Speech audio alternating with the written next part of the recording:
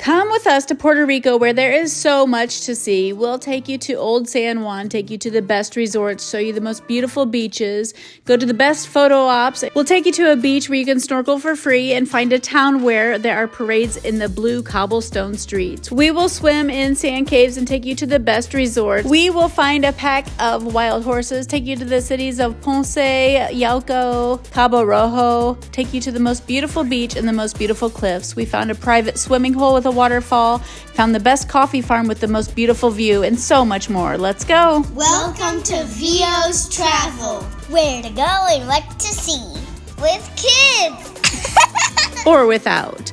Puerto Rico is a Caribbean island southeast of Florida and is a magical place. We spent 9 full days in Puerto Rico. If you're interested in the currency, the language spoken, all kinds of tips and tricks, make sure you check out that video. But for our trip, we spent 9 full days. 2 of those days were travel days, and we spent 7 full days in Puerto Rico. And let me share that itinerary with you.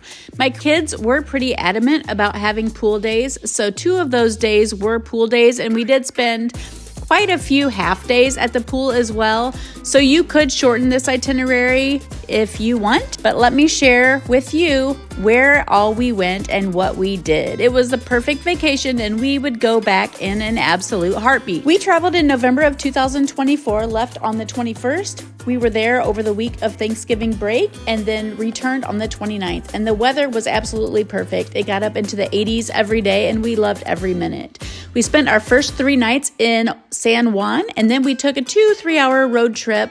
I'll tell you what we did on that road trip here in the video, but then made our way down to Ponce and spent the rest of our nights in Ponce. While staying in the city of Ponce, we did take a couple little day trips and I will tell you about those here in the video. Our first day was a travel day. We drove a couple hours to O'Hare Airport in Chicago. I did buy my kids little laptop cases and filled them with things to do, snacks, journals, things to do to keep them busy in the airport and on the plane.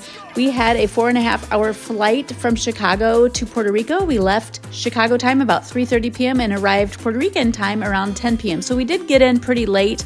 I had a 1-night stay in a hotel called Abita, if I'm pronouncing that correctly. It was okay. We squeezed in there for that first night, but we were just there to sleep. The next morning, we woke up and walked a couple blocks to our resort that we absolutely loved called the Condado Plaza. It was an amazing resort and hotel. By the way, there are no fully inclusive resorts in Puerto Rico. So if you're looking for that, you won't find one. But we absolutely loved this hotel. I did do another video all about the Condado Plaza in extensive detail, and I will link that here, and it'll be in the description as well. But we absolutely loved this hotel. We had a great experience. The rooms were clean. The lobby was beautiful. Did you see that fish tank? We stayed on the ocean side, which is always worth the little bit of a money upgrade or a cost upgrade, and just had a great time. The pools there were enough to keep my kids busy. There was a slide, there was a kiddie pool, there was a swim-up bar. That was fun. So now it is day 2. Our first full day in San Juan was dedicated to checking out the city of Old San Juan. I do have a video all about Old San Juan and the difference between that and normal San Juan if you're interested, but by 10 a.m. that morning we were in an Uber, and by 10:15 we were in the city of Old San Juan. That photo op is in my video all about what to do in Old San Juan, so check that out. So we did a little shopping, and by 11:15 a.m. we were in Barachina, the birthplace of the pina colada. They have regular ones and virgin if you're interested. By 10:40 a.m. we were exploring the Parque de Palombas. I don't know if I'm pronouncing that correct. I really don't have any knowledge of speaking Spanish. I apologize. If you don't like birds, this is not the place for you, but it was a fun place to check out. They do sell bird food there if you want birds landing on you. By 11:45 a.m. we were at the Narrow House, and by noon we were in the cathedral where Ponce de Leon is buried. It's a beautiful place to check out. By 12:15 we were ready for lunch, and La Danza was the place to be. That is where I had mofongo for the first time, and I highly recommend it. Mofongo and tostones are some of the most famous and well-known Puerto Rican foods, and they are both delicious. After lunch around 1:15 p.m. we stopped by Museo Casablanca. That is where Ponce de Leon lived. We did not pay the entrance fee to actually get a tour of his home, but we saw enough just walking around outside. By 1:30 p.m. we had walked over to Castillo San Felipe del Moro, one of the 2 forts in Old San Juan, and it is absolutely beautiful. There's a huge lawn where people like to have picnics and fly kites. We did get a passport stamp in our National Parks passport if you're interested in that. We spent about a half hour looking around the fort. It was hot. It was so hot. There was not much shade. But walking back around that grassy area, you could check out these lagunitas. They are a beautiful sight, and they're all over. You don't have to pay admission to get into the forts to actually see the garitas around Old San Juan. There's a beautiful cemetery there. My video all about Old San Juan will tell you exactly where that is and how to get down there if you're interested. It was an absolutely beautiful day. Like I said, it was hot. So when you go, take water. By 2 p.m. we were ready for a snack, and we headed over to an amazing restaurant with a beautiful view of the neighborhood La Perla. They had amazing tostones and drinks as well. In my video about Old San Juan, I'll tell you what restaurant that was that gives you that amazing view. We did walk for about 10-15 minutes in the neighborhood La Perla, and by 2:45 we were at the Carmelo Anthony basketball court. There's some amazing photo ops in Old San Juan, and by 3 p.m. we were by that famous flag. And by 3:15 we were by the second fort. By 3:30 we were whooped, and we called for our Uber because the kids were hot. We were tired and cranky and wanted to go back to the hotel. So after our quick Uber ride, we were back at the hotel by 3:40 p.m. and ready to swim. We definitely took advantage of the swim up bar. Those drinks were delicious and refreshing after a hot day in Old San Juan. One thing to note, there are these lizards or iguanas, and they were all over the pool area. They didn't bother you though. If you got close, they scurried away. There is a small beach called Playita del Condado right by our resort, and it's a public beach and it's small, but it was amazing. So we checked that out and then headed back to our hotel room and got pizza delivered, and that was the end to day 2. It was definitely a beautiful night, and we took advantage of sitting out on our patio watching the waves crash in. Day 3 came, and that was a pool and beach day. We did head to Old San Juan for dinner, and I'll fill you in then. By 8:30, we were out exploring the little beach by our resort, and 8:45, we were snorkeling. There's perfect snorkeling at this little beach by the resort, and my other video tells you all about it. Just check this out. It was so beautiful. I had never snorkeled before. We took 2 different masks and had a blast. By 10 a.m., we were in the pool and done with the beach. There was a slide. There's pool volleyball, the swim-up bar like I mentioned the other day. There are 2 pools. There is a little kiosk that pulls up outside this beach right beside the pool, and they sell pina coladas in pineapples. That was a must. How is it? Amazing. For lunch that day, one of my sons and my husband's walked over to Los Pinos. It was about a 10 or 15 minute walk from the resort, and they got so much carry-out food. It was delicious. We got in some more swimming after lunch, and by 5:30 p.m. we had taken an Uber back into Old San Juan, and we were checking out Princess Street. Princess Street is an outdoor market with lots of street food available. It was a great place to walk around. We maybe spent 15-20 minutes seeing the different tents and the items for sale and checking out some food as a little appetizer before our dinner. My son was super excited to check out the bacalitos. I think that's how you pronounce it. They are a fried cod pancake. And then we just walked around town checking out the different streets and plazas, getting coffee, and look what we came upon.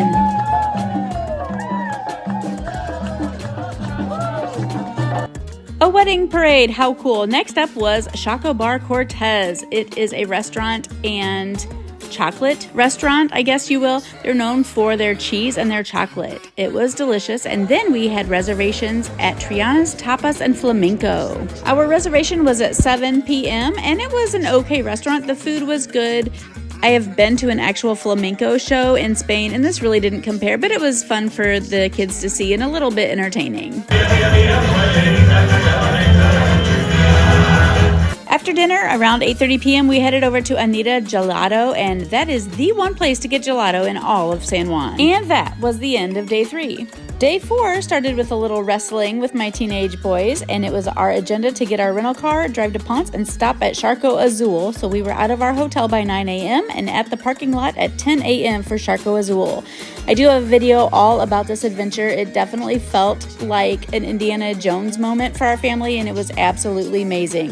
Charco Azul means blue pool, and there are also sand caves there. There's a little bit of cliff jumping as well. It was an amazing adventure. Just make sure you don't drive down this road. My video tells you all about it, because that's the truck that will have to pull you out. At 11:40 we were out of there, and by 12:30 we were stopping for lunch at this kiosk and gas on our way to Ponce.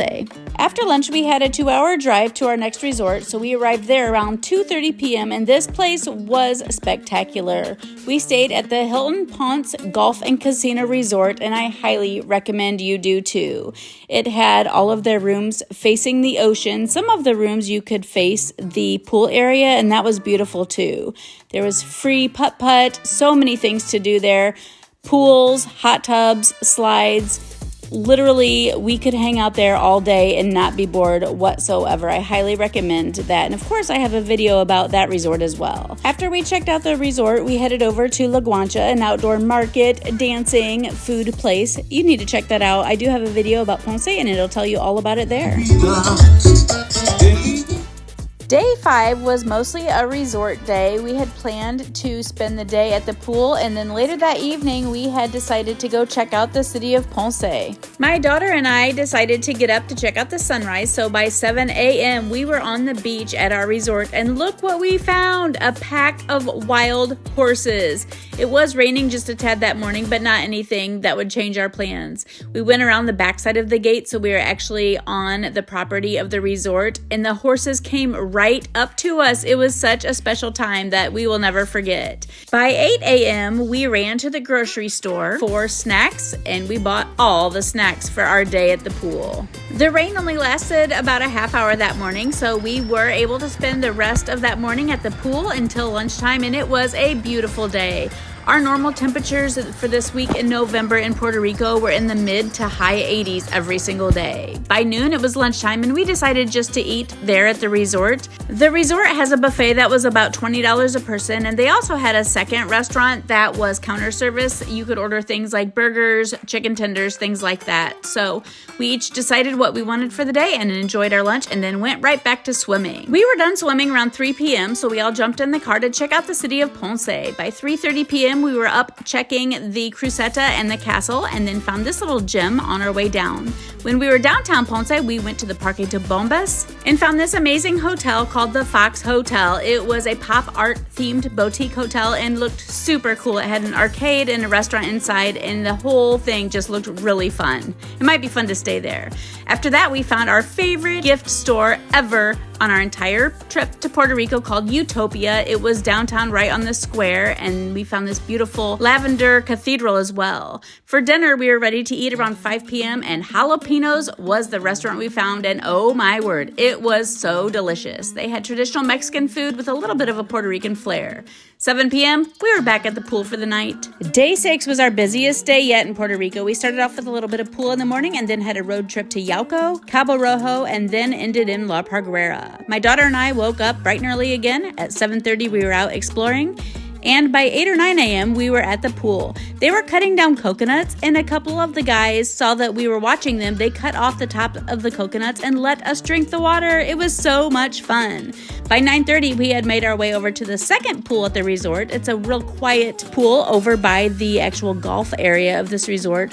I can't recommend this resort enough. Their grounds and amenities are just amazing. By noon, we were at Walmart picking up snacks for the day because it was going to be a couple hours in the car, and then by 12:30, we had made it to Yauco. I do have another video all about Yauco, but if you go there, Cafe de Marta is where it's at. You need to go there by 1 p.m. because they close at 1, so they are good for breakfast and lunch. That lady was so amazing. She gave me her special ingredient to the rice my son loved. We decided we'd find a coffee shop because Yauco is known for their coffee, and Dolce Soleo is where we stopped. They had amazing iced coffee. We each got different flavors, and we were happy with everything that we chose. Next was checking out the town of Yauco. If you are not aware, Yauco has an outdoor art exhibit which basically encompasses the entire city called Yauchromatic.